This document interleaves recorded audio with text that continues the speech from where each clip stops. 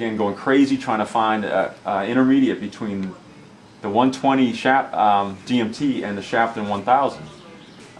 This will do the same job as this. It just takes forever. And I was going nuts trying to figure out a thing, and I was buying all these different stones that I have in a pile in my basement that I don't think anything of. And here's this $36 stone from Epicurean Edge that I just bought while I was buying some other stuff from them. Got it. When I first got it, these things are really hard to flatten. As a matter of fact, the DMT is the only thing that I know of that can flatten this stone. Pink bricks, lapping compound, 80 grit, nothing touches it. It's actually kind of warped when it comes from them, the top. It's got like a high spot through the middle and the corners are low. And you really got to work it. Who's got, Joe, you got one? I got one. Yeah, you really got to work it to get it down. Favorite. Yeah, but this thing here handles it like it's nothing. And what about the Sharpening 500? Did you ever try that? I tried the glass stone yesterday. Eldon, where's Eldon here? Yeah, I have never tried. Well, I guess I don't even. The Sharpening only had the 320, and then I don't even think they had a 500 in Pro. Although I could be incorrect about that. But the glass stone, I just tried his, and that does work. But I only tried it from this worn plate, and it was kind of slow. He also had a coarse diet sharp, which was the next step up. That worked brilliantly. That worked almost as good as this. This is so fast, it's remarkable, and the finish it leaves is almost as good as the 1000. So considering how fast it works and the progression it takes you, and the burr removal it does, and the reduction there, it's just a great stone to have. And for the cost of it, I mean, I've been using this thing, I don't know how long, and I've only taken it down like 1/4 of an inch, you know, maybe a little bit more than that. It's a pretty thick stone when it comes. But for $36, it's a no-brainer. It's cheaper than buying these things, you know, and you can see the life that's left that you don't have to guess.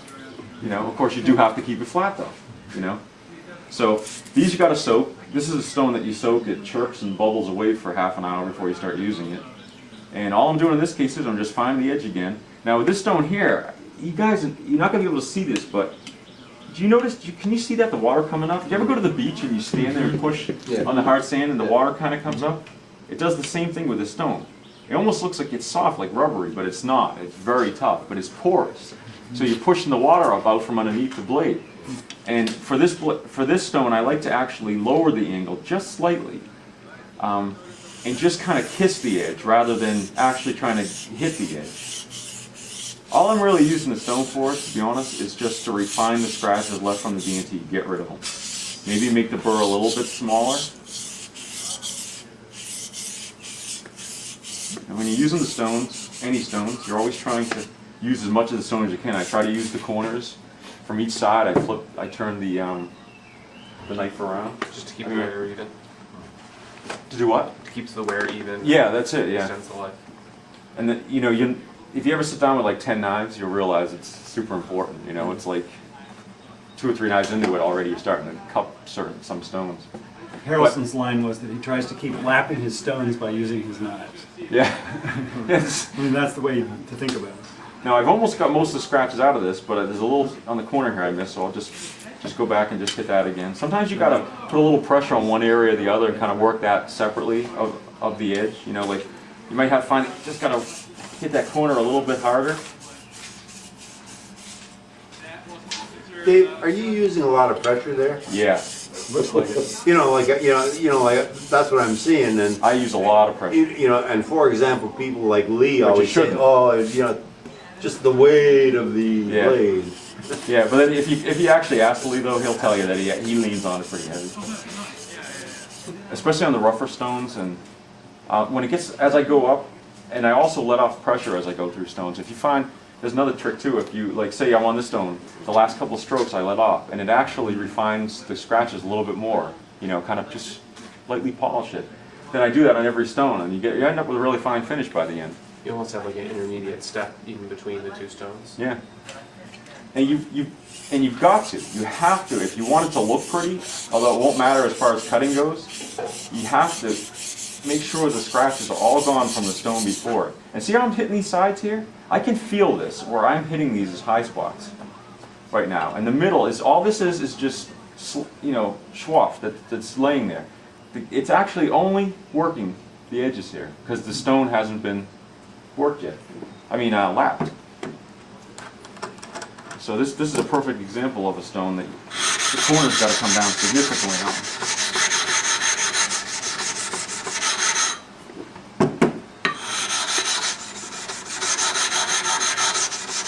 This is something you guys will see when you go back to using your stones. You're going to see it, I'm telling you. And you're going to say, oh, that's what's going on.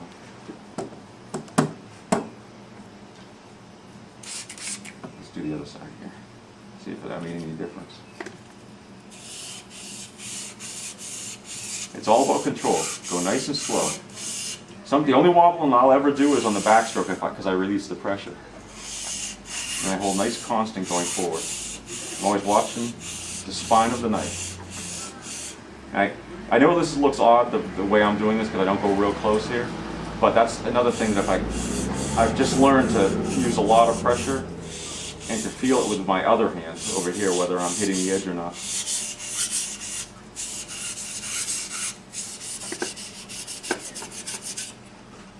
This is really nothing different than you guys are doing. It just looks a little bit different, that's all.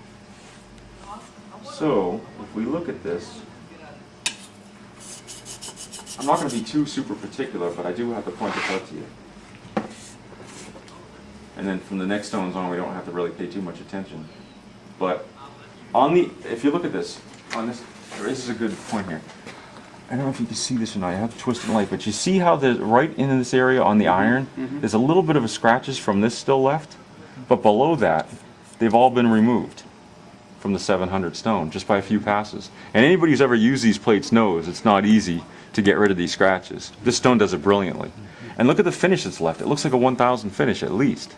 In some stones, I mean, like it looks like a King 6000, you know. And you can that's some of that big burr. It's been reduced by almost half in some places. You still feel it's a wire edge that's there, but the size and all the loose particles have gone on the stone and have disappeared for us. So.